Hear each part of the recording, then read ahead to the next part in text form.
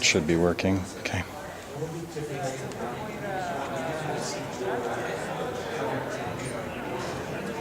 All right, sweet. It's basically 5 o'clock. We'll get this show on the road. Oh, don't know about that. So, awesome. Thanks for coming out.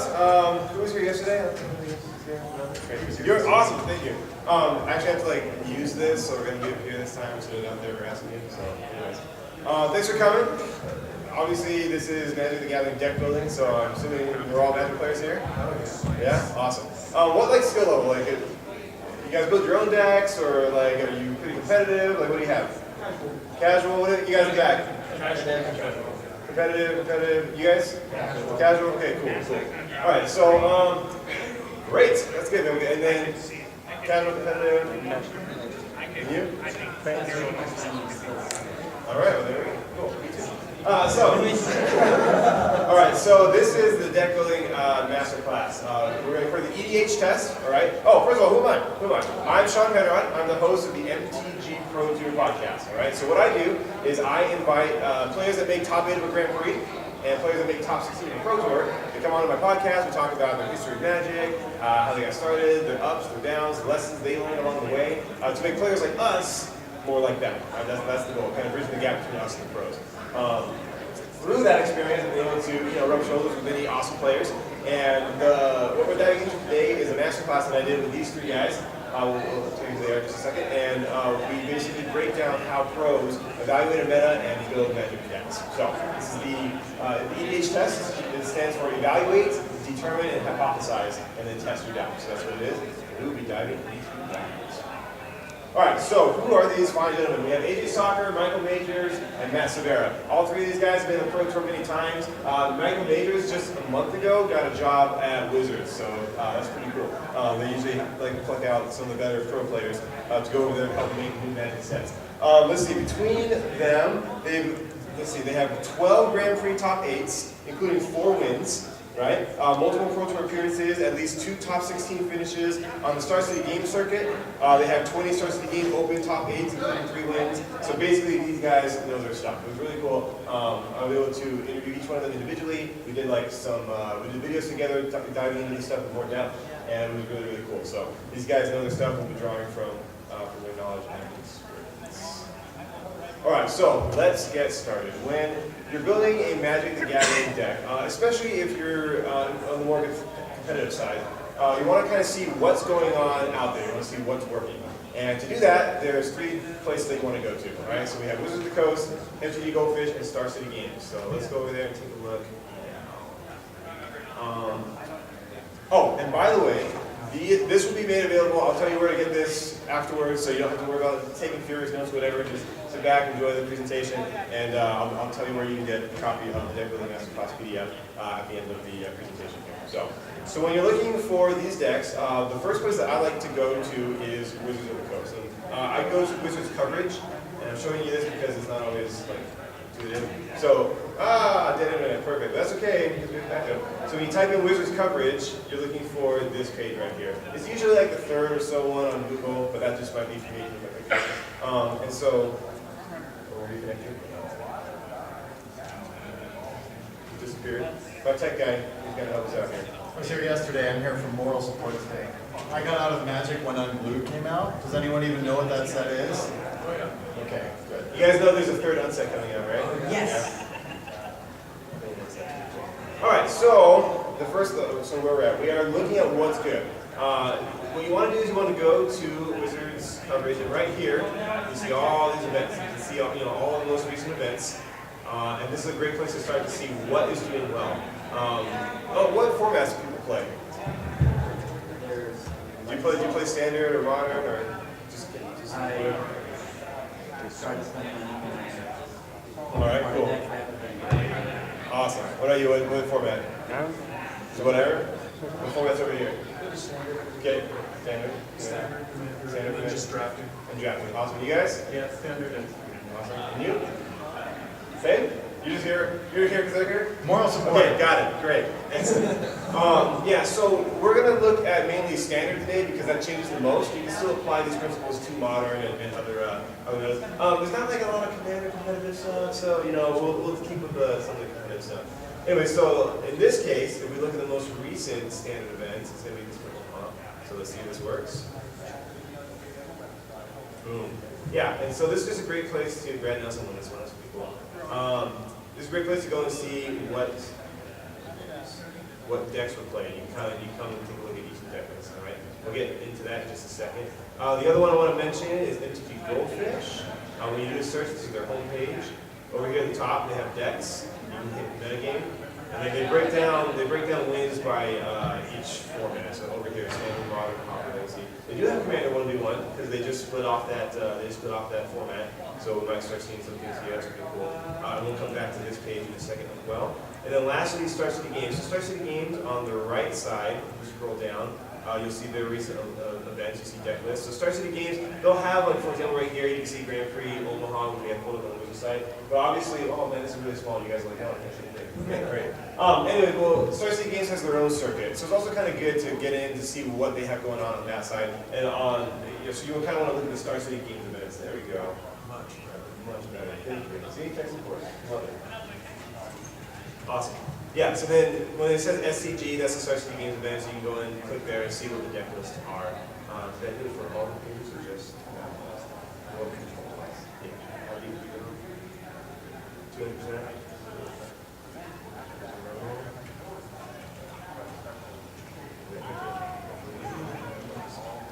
Alright, so where I spend the most of the time when we're doing this evaluation is, hey, welcome!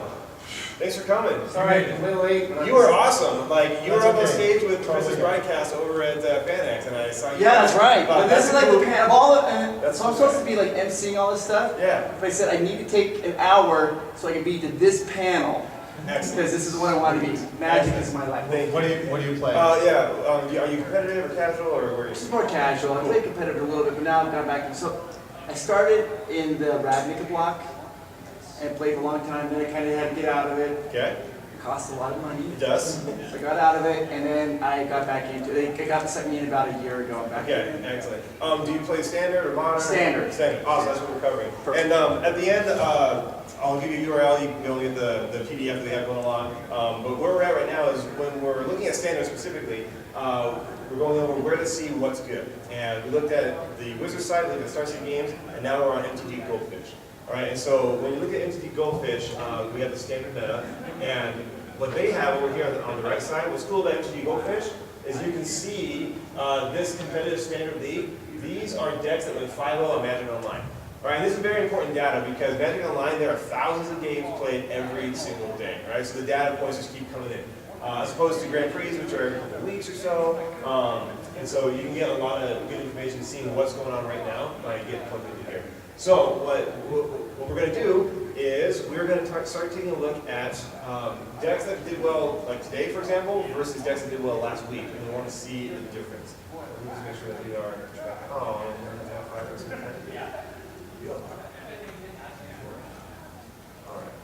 Let's do this.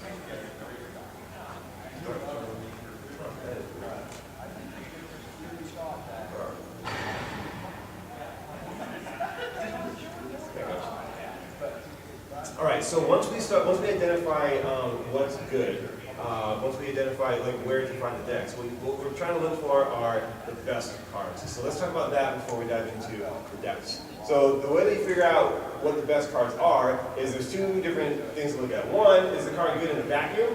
And you also want to take the context of the card. So in a vacuum is, what are you getting for its mana cost, right? So like Lightning Bolt, for example, 3 damage, 1 mana, that's a pretty good vacuum, right? So that's pretty good. Then you kind of want to take a look at that card in the context of the format. You know, what else is going on in that format? We'll start looking at decks and try to draw comparisons and cards and look things out. Who remembers, I mean, but Mardu Vehicles, you guys can familiar with the deck Mardu Vehicles? Okay, so these 3 cards are arguably the best cards. They were definitely the best cards in Standard as of a couple weeks ago. They might still be, and we're going to go over why. So in this particular case, we have a Planeswalker, an Artifact, and a Lessons Integration, which is removal. So starting with the removal on the right, this, for 3 mana, you're able to destroy target creature, and in addition to that, if you have an Artifact, you get to do 3 damage, right? So for 3 mana, you get to do a lot, so that has a lot of bang for the buck. Right? But in a vacuum, the card is very, very good. In the context of this particular metagame, it's even better because we have a bunch of vehicles running around, right? We have good playable artifacts, so therefore, these chain together. If you have an artifact on the table, like Heart of Kieran, for example, then you get the extra bonus of Unlicensed Disintegration, and that's doing 3 damage to your opponent's face. So those two work together. Now, we start looking at Gideon and how he comes in the mix. So we have this artifact, this vehicle that comes down. It's a 4/4 for 2 men. Okay, that's pretty good. In a vacuum, who doesn't want that, right? So that's pretty good.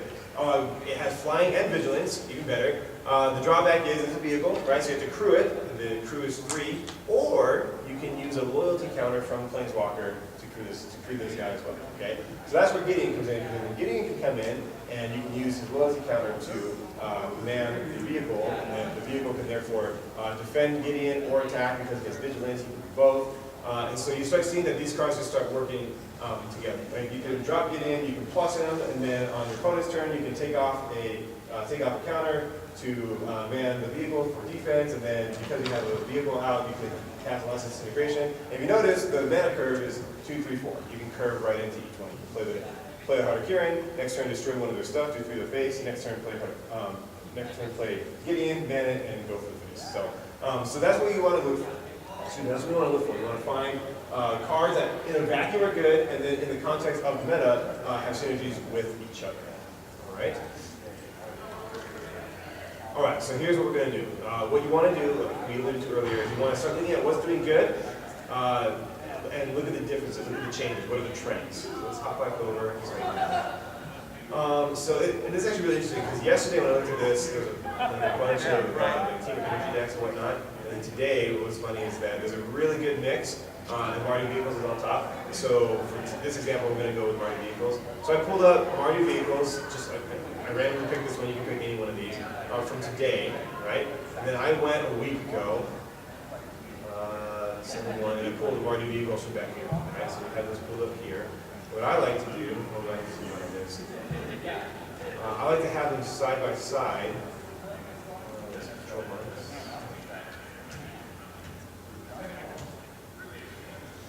There we go. So yeah, so we do them side by side. You kind of see what's going on. So this is the one on your right is today's, and the one on your left is from a week ago. So we want to start seeing what are the differences, and ask yourself why. All right.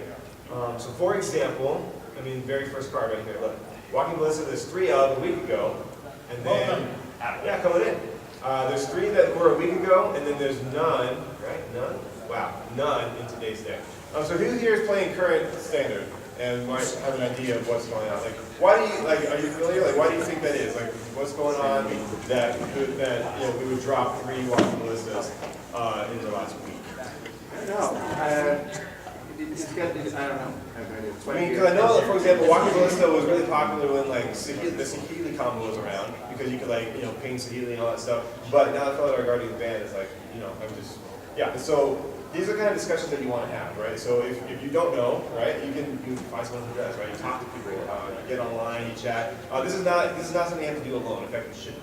That's one thing. That's one big takeaway that the 3 co-hosts always came back to was it's not something you have to do alone. You're not lone wolf here, right? They have teams that help you do this kind of stuff. You can have the idea and whatnot, but you want to go out and test it, talk to people. So let's see if we can figure out why this difference exists. Another thing, let's see. Absence the same, Scrappy Scrounger, 4/4, Exemplar, 4/4. So that's really one of the big differences. Usually, there's a difference in the removal. Fatal Push, 4/4. See, unless it's disintegration still here, 2 and 2. I have a question for you. Go. Is that okay? Yeah. If there's questions, go ahead. If it's too long, we'll do it at the end, but go. So when I first started playing Magic, I remember a guy sat down and he goes, "You want to know the rule of bread?" And he's like, "Bread is when you're making a deck, you got to first look for your bombs. These are cards that are just the game-winning cards." Right. And then he goes, "Then the next thing you're looking for is you just jam it with removal, PR, and then it looks for things that are evasive, like flyers and hard to block, Right. and then aggro, and then defensive, bread." Right. So I'm kind of stuck to that. Though, do you feel that removal is even more powerful though sometimes than bombs? Because it seems like to me that when I go up against a deck that has black in it, I always know they're going to kill all my creatures somehow. Something's going to happen. Right. They're going to keep removing everything I put down there, no matter what I do. And so I only get nervous when I go against black or blue, because blue's a controlling type of thing. So is that still kind of the standard that people are doing? That was back in the RAV For because sure, all yeah. that stuff. So that is better suited in the context of limited. Like when you're drafting how you prioritize your cards, is following that example. Okay. And to answer your question, I place a high priority on removal, right? So usually when I'm drafting, if I already have like one like bomb or whatever, and there's another one that pops up, I'll tend to go more towards removal because of that exact reason. If I can take out your bomb, then I feel like I'm better off, right? When you come to constructed though, that's like, it's good to kind of keep that in your mind as like a hierarchy of cards, whatever, but it shouldn't inform all your decisions, right? That really is, I've always heard that, and that's really a good thing to apply to limited. So that's kind of how I go about it. Yeah, so here we are looking at the difference between a week ago and today, and really the big one is this walking ballista. And so then the next step that you do is you start looking at the other decks in the format, right? So for example, go back to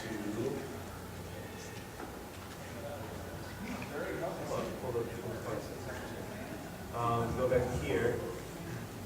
You'll start looking at these other decks, like green-black energy, teamer, pummeler. You start looking at these other decks and start looking at the differences in those as well. So what? Oh, and then you can start piecing together. For example, like was there a change in this energy deck, for example, that might have shifted the meta from doing those 3 rocket ballistas to not? And you start getting an idea of the trends. We can't dive into every single one of these decks now, but that's kind of what you want to do.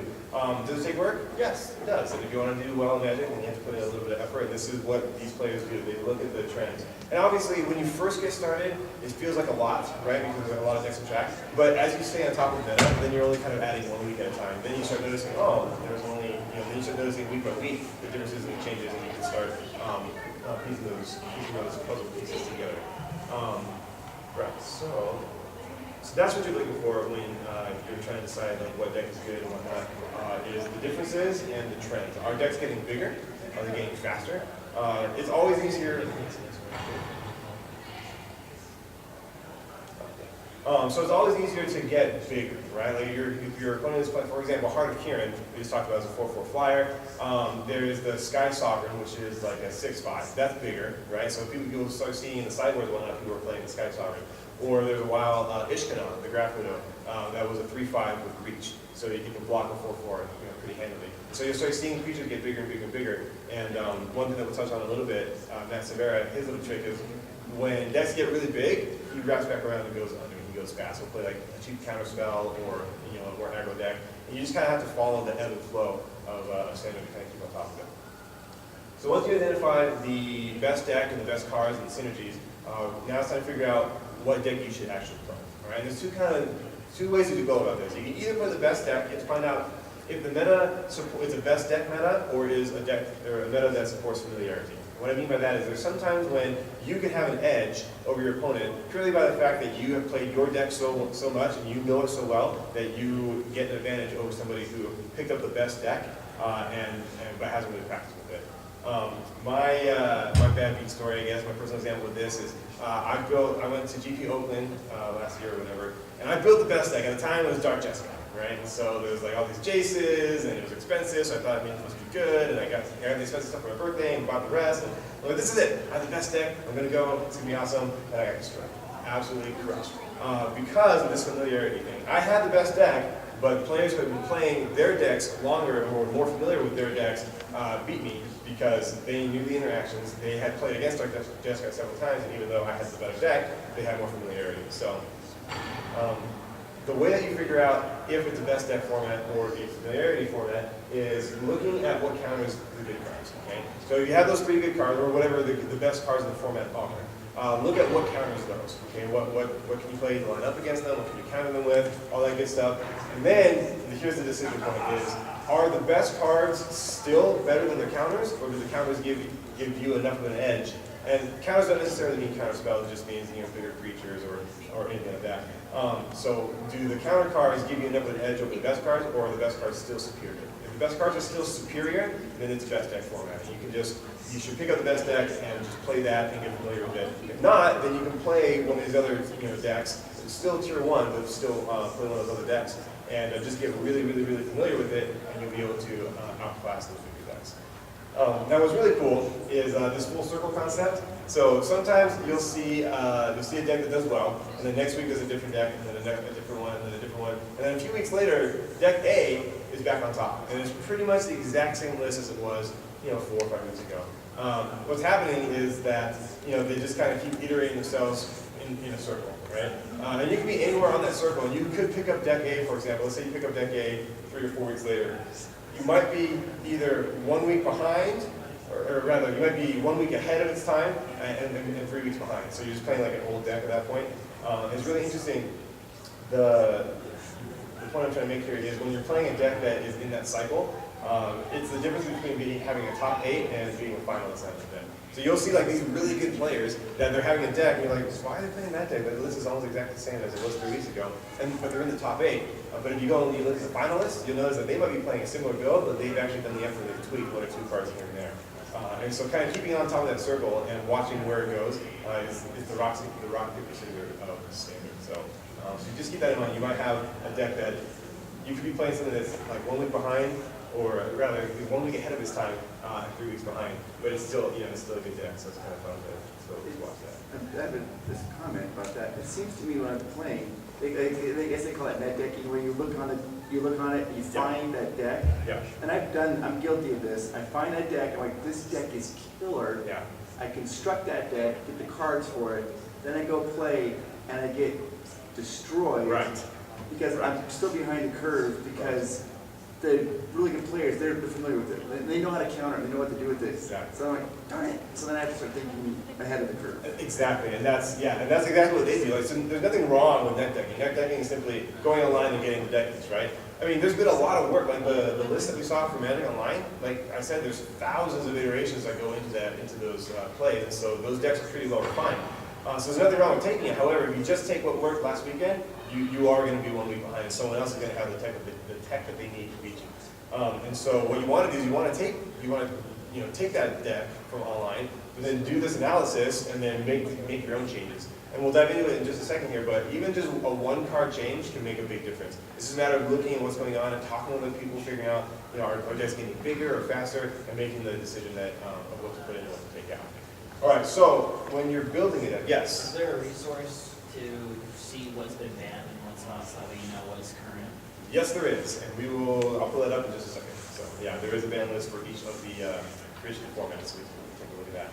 So when you're building a deck, here's how you decide how many of each card to put in your deck. Obviously, you're allowed to have 4 copies maximum in a constructed deck, right? Competitive. And so if you have a card that is the backbone of your deck, it's like the main strategy. I apologize, I have to do some announcements. All right.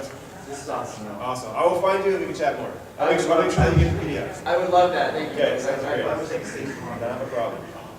So if you have a card that's the backbone of your strategy, that's the card that you want for. But play Snapcaster Mage here. Who's familiar with Snapcaster Mage in Modern? Right? Okay. So it's like the backbone, right? You want to make sure that you see him and that you play him every single game. Because you're casting a spell, then you can Snapcast from the back, and cast it again. You want to make sure that is happening, so you put 4 of them in. Okay? Cards that are part of your strategy, but you don't necessarily want to see them in your opening hand, those are the cards that you put 3 of. These are usually, not all the time, right, because you get into 4 of, but usually like Planeswalker will fall in this category. Cards that, again, essential to your strategy, but you don't want to see them in your opening hand. It might be expensive or something like that. Bombs are cards like that you only need towards the late game. So Sphinx of Revelation, who's playing during that time? Anybody? Yeah? Okay, so what would that card do? Oh, it just said there's a little bit of hidden text. You couldn't see it. It said you win the game. Oh, yes. I think it's right here. Yeah, it was such an incredible resource advantage in terms of card draw and life that even if you were doing fairly well against the deck, if they snap that off for any appreciable X value. Right. X equals what was kind of crushing. X equals 7 or so? And Honestly, I mean, it could be crushing from 5 up. From 5 up, yeah. So basically, you gain X life and draw X cards. So in a deck like this, with their bomb, they only need a couple of them because the rest of the game, they're just countering your stuff or blanking your attacks, and they're just kind of scraping by and keeping it alive until they have a bunch of mana on the board. They draw one of these, and then they gain a bunch of life, they draw a bunch of cards, and now their hand is restocked. Restocked with what? Bounce spells, counter spells, their bomb, they're probably able to draw, like, they usually have some kind of, like one creature they can get in with. And so bombs like that, you don't want Swings of Revelation in your opening hand, right? You don't even need it on turn 3 or 4. Turn 10 is nice because then you have the 7 mana, the X equals 7 to crush people. So that's the mentality behind putting 2 copies of a card in your deck. So 1 copy cards are silver bullets. So I love to play Abzan in Modern. In fact, I like the Coco Company, which is basically it's a tutor for a bunch of stuff. I like his combos in this particular deck, combos with this guy called Burner's Redcap. In this particular deck, there's 1 copy of Burner's Redcap because there's other pieces that I need to make the combo go off, right? So I have all game to assemble those, and there's multiple copies of those other pieces, and I have all game to put those out. You know, it's like a Viscera Seer, and then the Hypothesize, or the Lyra, these cards that all work well together. Yeah, you know what's up. And then there'll be 1 copy of Murderous Redcap. He's my silver bullet. And this deck also has a bunch of tutors, right? So you usually play silver bullet cards or 1-up cards in decks that can actually go find them. So I'll be able to play a card that lets me go fetch what I need, and then with it, I'll go get this guy, and then I can do this infinite loop where I can. So it's pretty fun. For me. But, so that's how, so silver bullets are usually 1-ups. You also see a lot of 1-ups in the sideboards, right? If you have a deck and you're like, oh, I'm really weak to artifacts or board wipes or whatever, you might have 1 card in your sideboard that really addresses that particular meta. And so that's a silver bullet. Also functional fits, so what I mean by that. So sometimes you'll have cards that are very, very similar, right? Like bounce spells or direct damage or whatever, but since you're only allowed to have 4 copies of a card, you'll find another card that does something very similar to it. For example, like Lightning Bolt and Shock, for example. Shock only does 2 damage, Lightning Bolt does 3, I know. But let's say you have 4 Lightning Bolts in your deck, and you really need that 1 more direct damage spell. You put 1 Shock in there. That Shock is considered a functional fit. It's basically a 5th Lightning Bolt, right? And so that's why you'll see like 1-of cards like that. So those will be whenever you really want to draw a card and you wish you had 5, you put a functional fit in.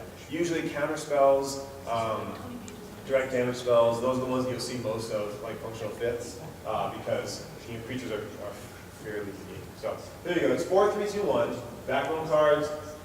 Cards give you a strategy, but you don't want in your opening hand. Bombs that you don't need in the early game, but you need in the late game. And then silver bullets for functional fits. That's how you decide how to build your deck. And if you're building from scratch, I know people have questions about that. One good strategy is find 9 cards that have good synergy with each other, right? We talked about looking at for what the best cards are and saying, hey, this combos off of artifacts, and this is an artifact, this is Planeswalker, finding cards that work well together like that. Find 9 cards like that, put 4 copies of each one in your deck, so that's 9 times 4, 36, throw in 24 lands, and then you're good to go. So if you want to build a deck, there you go. Find cards that have 9 cards that have synergy, do 4 of each, and then you start there, and then little by little you tweak, you go up and down, you find out, hey, I don't need a calculator, and you can adjust from there. But to answer your question earlier, that's how you would start. 9 times 4 plus 24. So you are welcome. All right, so mana base. This is really important, right? This is another thing that I was really surprised by the guests or the co-hosts when they came on. I was like, all right, I'm ready. We're gonna blow people's minds with like how to build mana bases, whatever. Monkey see, monkey do. I mean, you go and you see what's working, and we did that already, right? You go and you pull up deck lists, you see what their mana base is, and you start there. Because a lot of people think that they have to reinvent the wheel, like, oh, like I don't want a net deck, I want to be like the cool, sexy deck builder guy. You don't have to do that. Yes, it feels really cool when you come up with something and it works, whatever. But there is also a lot of work that's done before that you can really draw from. So the first place to start is to do, to see what's already been done. To go here and do, see what their mana base is. You start there, and then you start talking with others, other people who play that deck. Get their opinions, their ideas, and as you start making changes, right, then you can adjust the mana base accordingly. Like if you take out a couple red cards and green cards, and obviously you want instead of force or whatever. And that's the fire and adjust part, right? You want to practice and test and tweak and practice, and you start doing your own iterative process. Like we talked about, you can do the net deck thing, you can get their ideas, but then make it your own. Make some changes, and then go test it and see how that works for you. Oh yes, I love it. So you do not need permission to do something that you haven't found online, right? And if you're waiting for someone to give you permission, I give it to you. Okay? You have permission to do something new that you haven't seen online, right? It's a great place to start, but then make sure that you're always changing it, because otherwise you'll be behind. You just end up spending money and not winning, right? So do your own thing, right? So take what's working, but then test. One note is when you're building a deck, Normally, you want your mana curve to top out around 2 or 3, kind of like this graph right here, right? That's the sweet spot because if your deck curves out higher than that, then the other decks that are faster, they're just going to get you. You won't be able to have time to get online before they come in with a bunch of creatures or whatever and kill you. So normally, you top out around 2 or 3. You do still have the expensive cards that we talked about. You just need to make sure that you live long enough to get to them. Right? So that's kind of the idea behind mana base is start with what's working, all right, and then tweak it from there. And I can actually show you resources if you want to build. If you really want to build a mana base from scratch, I will show you how to do that. Okay. So now that you have your main deck done, we talked about 4, 3, 2, 1. We talked about your mana base, how to put it together. The last piece is your sideboard. Okay? And what is a sideboard? How does it work? The interactions, whatnot. So sideboard cards are high impact cards, but they are match specific. All right. Case in point is this guy right here, Release the Gremlins. So again, we still have the Mario Vehicle decks running around, right? But a couple weeks ago when they were rampant, this guy was in pretty much every single sideboard because what it did is it destroys X artifacts and creates X green or X 2/2 red gremlin tokens, right? So not only am I taking your creatures away, I'm getting my own creatures, and so it really was a big swing. But it was only very match specific. If you were playing against like a green-black deck that had no artifacts, terrible card, right? So it was in the sideboard because it had high impact, but was very match specific. Okay. So those are the kind of cards that you want to include in your sideboard, right? If you have a card that is universally good against every single other deck, it might be good to put that in your main board because if it's that good, why not have it there? If you have a card that's really good against one deck, that's a sideboard card, right? What deck do you play? First go ahead and answer this. I have a quick question. So about sideboard cards, and this kind of has to do with rotation, but how do you evaluate a good sideboard card, judging by the fact that they are super match specific? When you see something, for example, in a spoiler, Right. let's say for Hour of Devastation, Right. like how do you evaluate just even which cards to consider for a sideboard when you're thinking about, I know Martin Vehicles is just running rampant right Sure. now. Yeah. So Yeah, so in that case, again, knowing what's going on is useful, right? So Mario Vehicle is running rampant, and then this card gets spoiled. You're like, oh, well, yeah, it deals with artifacts and gives you stuff, right? So it comes down to knowing what's going on, all right? Looking at the top deck, whether that's the energy deck or green-black delirium or whatever's going on right now, you want to be able to get a good idea of what's good, all right? And if you don't play that deck, go talk to somebody, right? Ask them, find a player who plays that, and say, okay, like, what's your game plan? What's your strategy? What are you weak to? Right? Oh, well, man. Yeah, what's your pain point? Yeah, what are you weak to? They're like, oh, man, like, if somebody that destroyed all my artifacts, I'd be screwed. And then this card gets spoiled, and you go, oh, thank you. So you just gotta know, you kind of keep your watch coverage, keep the tabs on what's going on in your local meta, figure out what people are playing and what makes those decks tick, and then you can identify the good sideboard cards. Because, yeah, they always tend to be very match specific.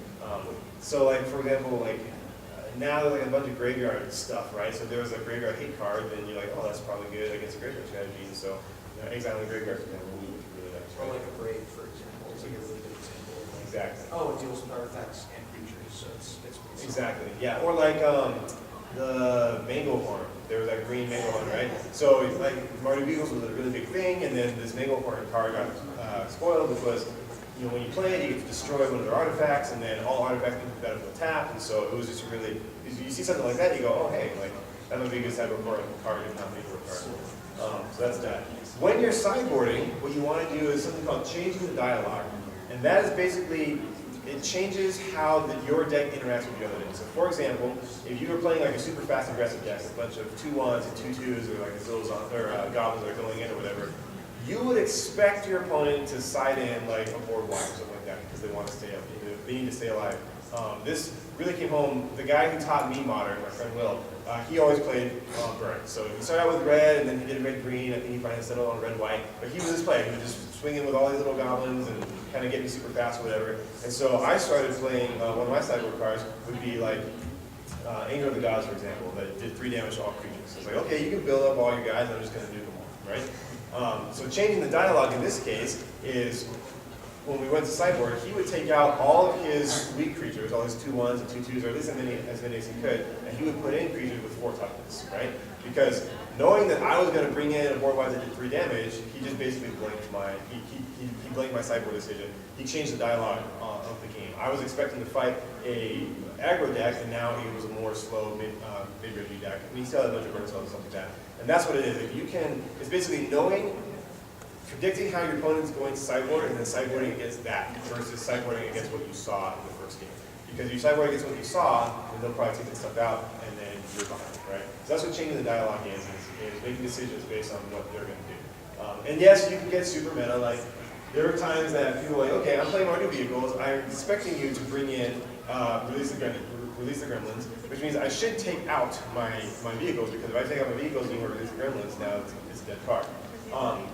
However, it would get to the point where you would be like, well, I expect him to take out his vehicles, so I'm just not going to put in release the gremlins, and he takes out his vehicles, and then I get an extra card. And then you can just go around in circles forever, because if I think that you're going to do that, then I'm just going to win, right? It just goes around in circles, so you have to, and this helps when you know your opponent, right? You'll see a lot of this at like the Pro Tour or something like that, with players who have been competitive players who've been playing against each other for years, they know how each other ticks and whatnot. You'll see that some players, they just won't bring in like their super niche bomb sideboard cards because they're trying to next level their opponent. So don't next level yourself into oblivion. At the very basic level, bring in your sideboard cards, because you would rather have it and get them than not, right? So. Last note on sideboarding, make sure you maintain your mana curve, right? You don't want to take out a bunch of 2 drops and put in a bunch of 5 drops, because if you only have like 21 lands, you're toast, right? So just keep that in mind. The best way to do this is to have a plan ahead of time, right? The best way that you can prepare is if you have your deck, play with other people, play against the gauntlet, right? You want to have your friend play the top decks or whatever. Come up with your sideboard plan ahead of time, write it down, so that way you know, hey, if I'm playing against this matchup, I'm going to take these cards out, I'm going to put this one in, and you know that ahead of time, then you're not guessing, you don't have to worry. You maintain your mana curve because you did all that work, at home or at the shop before you went to the event. You know exactly what comes out, what comes in. Sometimes people are citing lands and stuff like that. But yeah, maintain your mana curve is important as we do that. All right, so now that you have this sweet deck, you've looked at what's doing well, we identified the best card, we tweaked the sideboard, we made our own changes, we made it ours. Now it's time to figure out if it's actually pretty good. This is, again, kind of keeping in mind that we're going to be going to competitive events or whatever. A great resource are the Magic Online competitive leagues. Because again, there's thousands of people there that are playing every day. You can get up, you can play. Those are the 5-0 results that we saw earlier. That's where this comes in. You want to dive into those leagues, and you want to do at least 3 to 4 leagues, and you're looking for a record of 3-2, or a 3-2 win record consistently. All right. So if your deck is not performing at that level, it's time to make a change or maybe change decks. But that's kind of what you're looking for. If you're playing a really unconventional deck, like you have broken this alternate win condition card, you know exactly how to make it work, it's still considered unconventional, you want to play more leagues than that, right?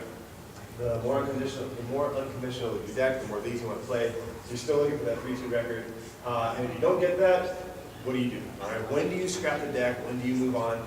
It really depends on 2 things. One, do you have a backup plan?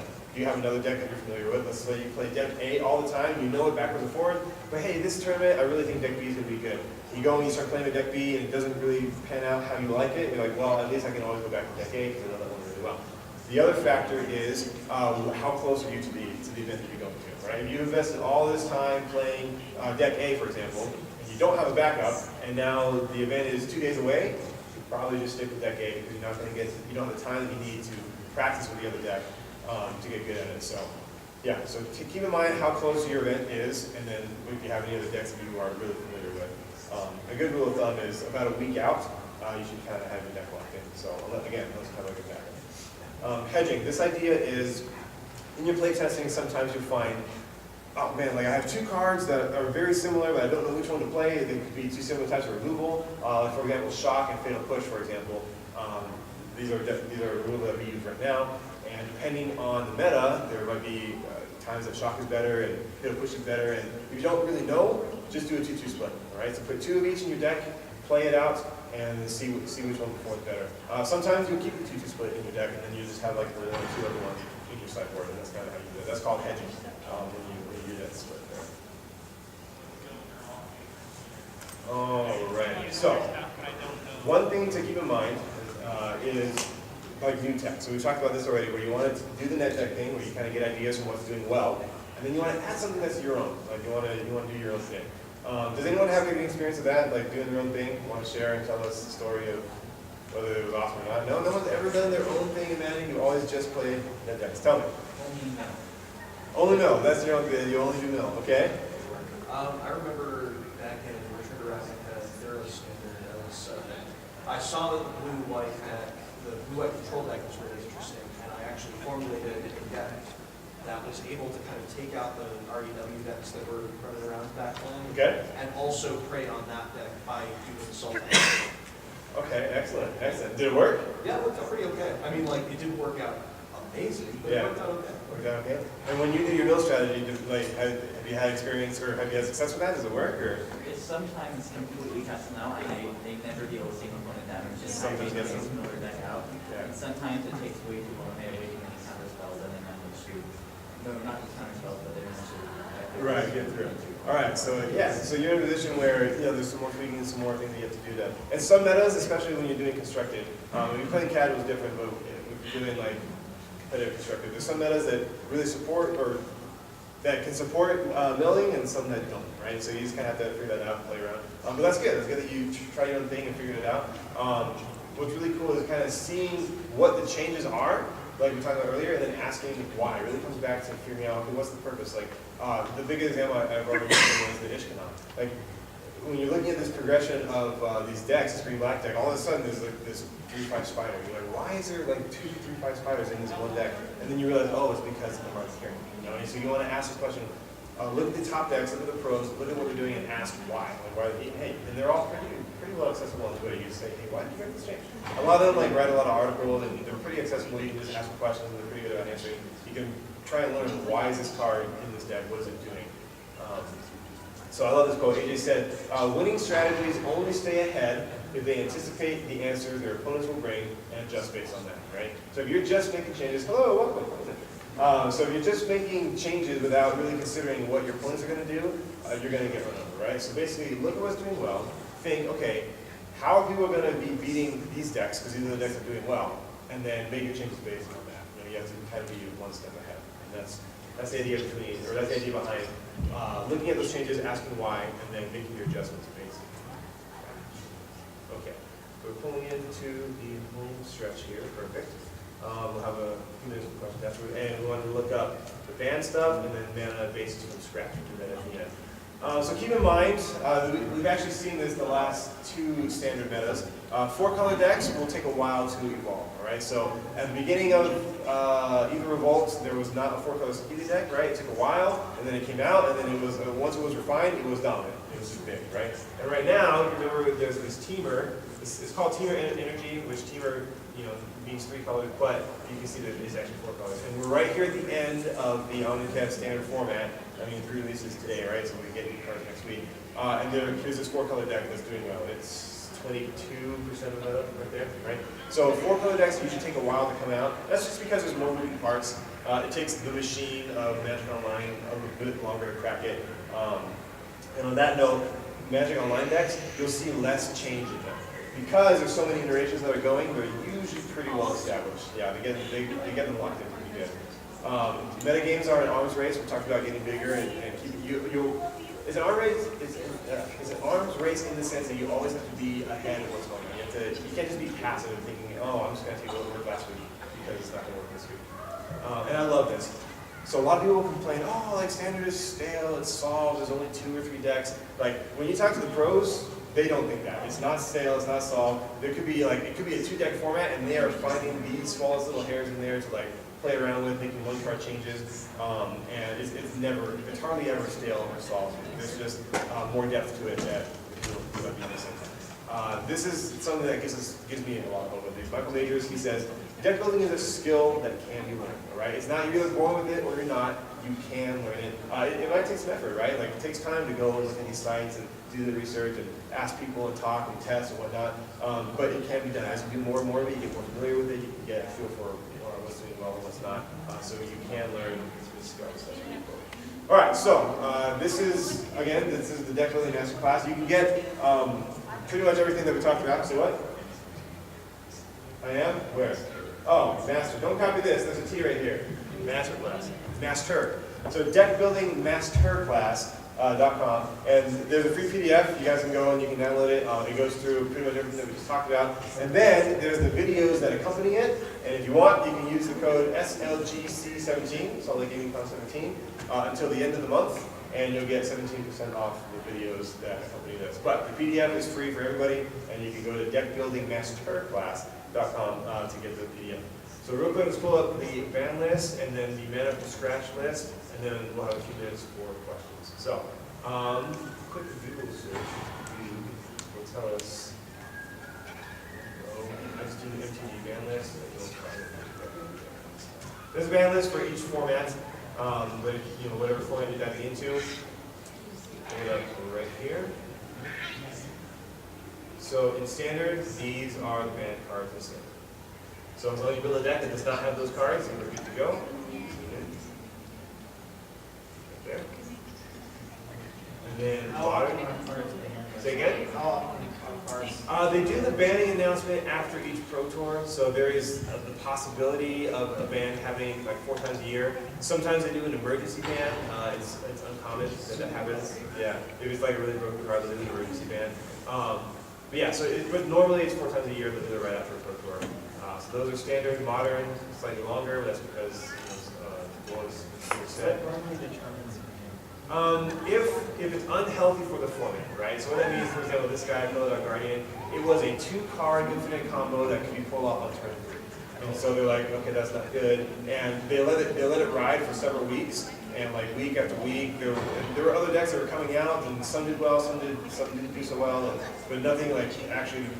It just dominated the field so much, and they're like, okay, something's got to go. And they out of the card combo, they picked that card. So, anyways, because the other one was a Planeswalker, and banning Planeswalkers. All right, and then if you're interested in doing a mana base from scratch, this is by far the best. That's what I'm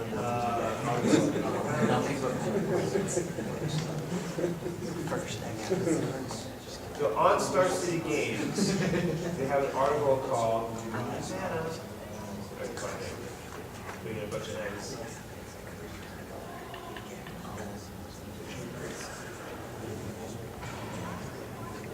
Hold on, we'll find it. It's really cool. It has a graph that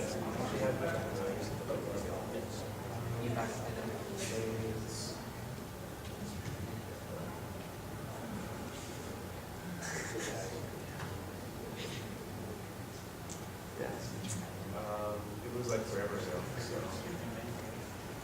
No. I don't know. Yeah. Anyways, there's a cool. Let's do it. Yeah.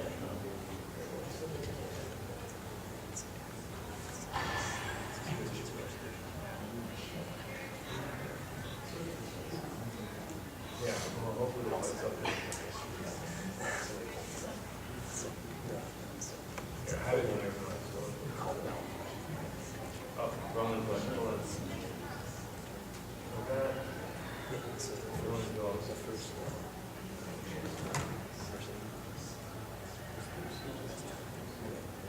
All right, so in the last few minutes, while I pull this up,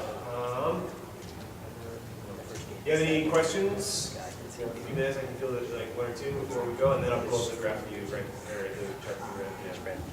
So, what questions do you guys have about? Yeah, That please. sounds really dope, like keep on like a top tier, like the standard deck. Okay. You have to top tier. But I've never spent more than 50 cards on a deck. How do I get in the standard without going overboard? Sure. Yeah, so a really good way to go about that is to do drafts, all right? So you start doing drafts. You can, 1, you get the fun of playing Magic. 2, you can start picking cards, right? Say, oh, I need that card for my deck, right? And also, as you draft and you build up your collection, you can trade with other people. That's a really good way to go about it. So, you might be playing a draft and there might be like a money card, right? You say, oh, that card's worth a lot of money, it doesn't really do good for my deck, but if your goal is to get it in standard, you can take the money card and then afterwards you can trade with somebody or give it to the store for store credit. Again, you might not be like making the best decision for your draft. But if your goal is to get into standard, that's a good way to go about it. Because again, you get to, yeah, you have lots of options. You get to pick the card, and then if you get a winning card, you can trade it. That's one way. Networking, like friends are everything, right? A lot of these guys, they talk about that. They talk about how a great way that something we talk about, hey, how do you actually get your cards or whatever? You know, it's being a good person, like going to the store regularly, being nice, and then like asking, hey, like, can I borrow these 2 cards or whatever? And if the first time you do that, if you're really good with the cards, you return them on time in good condition, you start building up trust with people, right? And then they're more likely to lose the cards. Likewise, be willing to help other people. So like, oh, you need that card, I happen to have that, and you let them borrow it. You start building that relationship with people in the store. That's a great way to get into standard is to, you know, 1, draft, and 2, build relationships, and borrow cards, like pull cards together with friends and stuff like that. That's always a great deal. This here, I promise.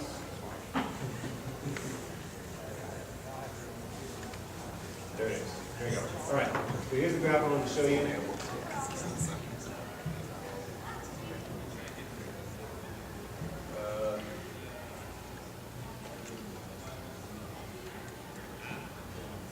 All right. So here's a pretty good rule of thumb. We'll end with this because we are done.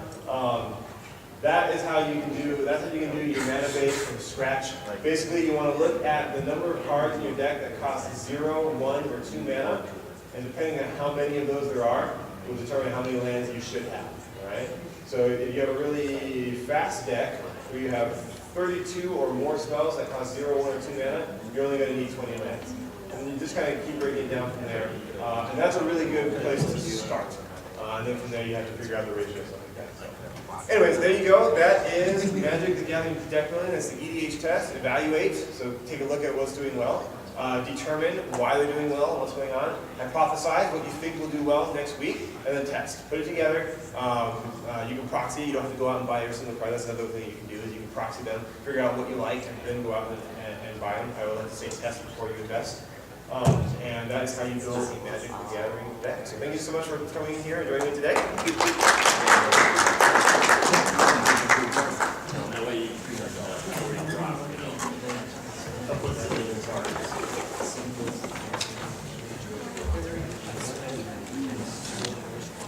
I never bought. That's why I never really bought cards.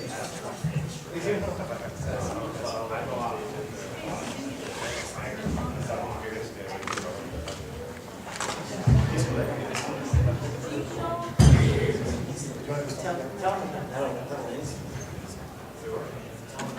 him that he's there.